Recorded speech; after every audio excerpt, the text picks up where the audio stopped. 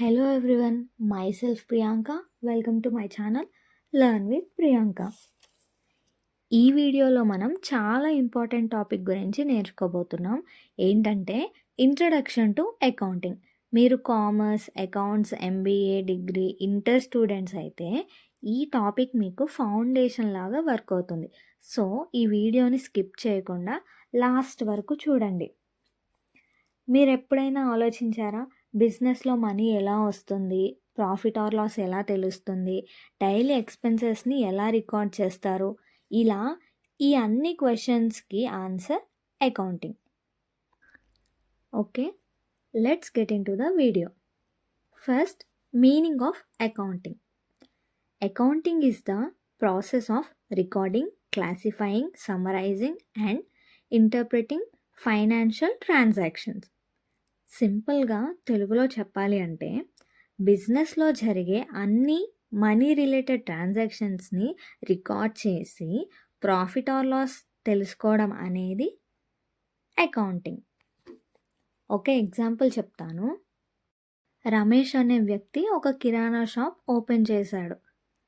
Rice 10,000కి కొన్నాడు. కస్టమర్కి దాన్ని 15,000కి అమ్మేశాడు. 2,000 ఆ వచ్చిన అమౌంట్లో రెంట్ పే చేశాడు. ఇలా జరిగిన ప్రతి మనీ డీలింగ్స్ని బుక్లో రాయడం అకౌంటింగ్ అంటారు. Next, definition of accounting.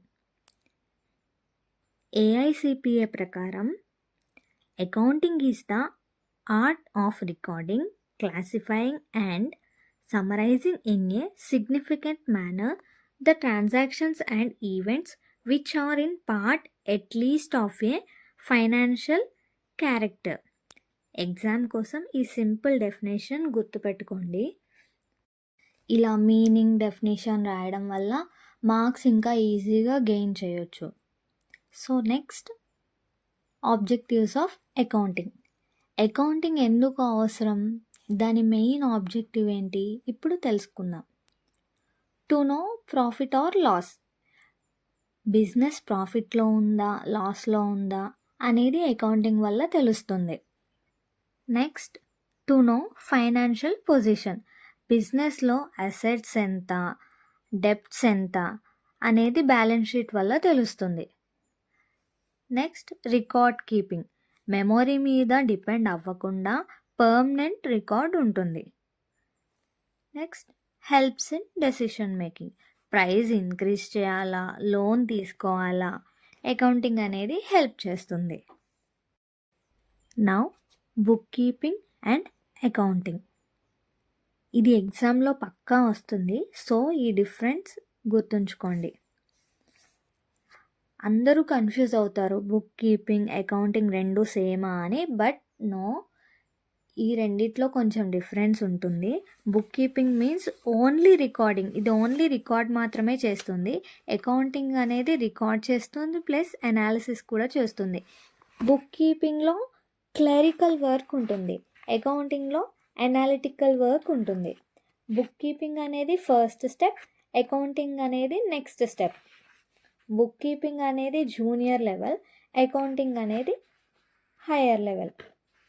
ఇంకా సింపుల్గా చెప్పాలి అంటే బుక్ కీపింగ్ అంటే రైటింగ్, అకౌంటింగ్ అంటే అండర్స్టాండింగ్. సో ఇప్పుడు మనం క్లియర్గా అర్థం చేసుకోవచ్చు, bookkeeping is the part of accounting.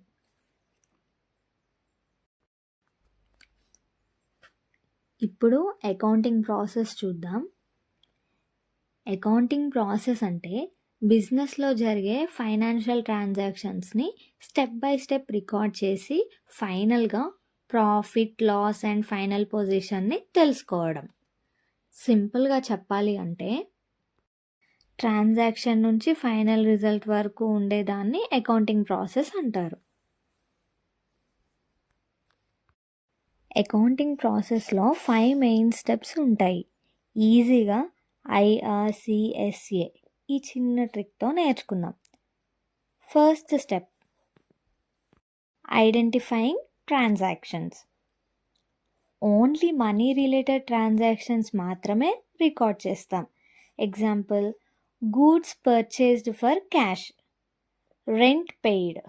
Owner birthday party, ఇది బిజినెస్ ట్రాన్సాక్షన్ కాదు, ఇది పర్సనల్. సో ఇది బిజినెస్ ట్రాన్సాక్షన్ కిందకి రాదు.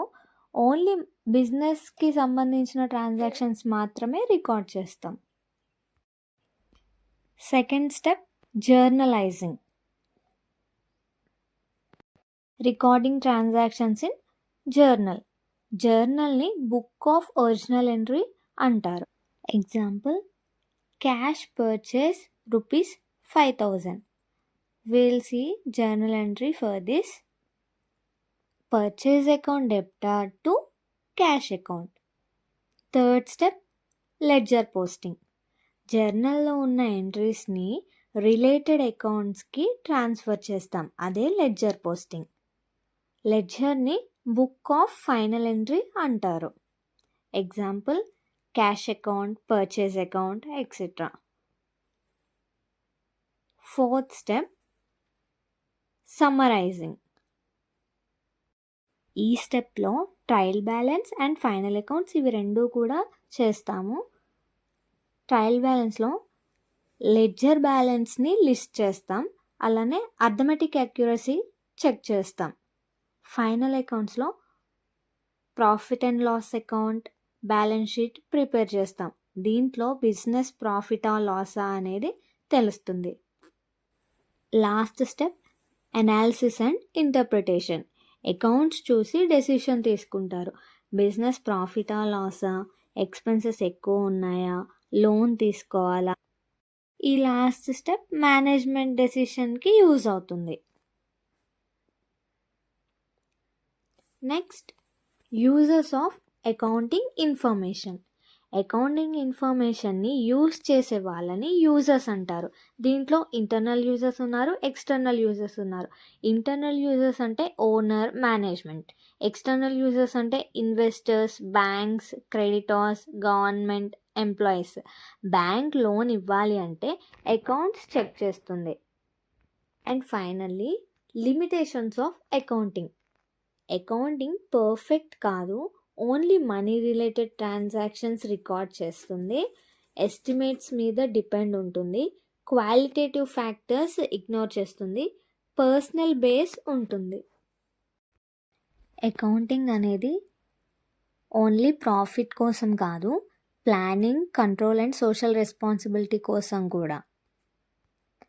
సో ఈ వీడియోలో మనం నేర్చుకున్నవి మళ్ళీ ఒకసారి రివైజ్ చేసుకుందాం.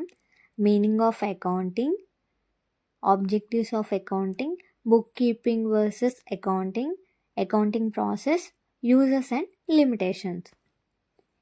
ఈ చాప్టర్ మొత్తం ఫౌండేషన్ చాప్టర్. ఇది క్లియర్గా అర్థం చేసుకుంటే నెక్స్ట్ చాప్టర్స్ అన్నీ ఈజీ అవుతాయి. Thank you for watching. మీకు ఈ వీడియో నచ్చినట్లయితే please do like, share and subscribe for more videos.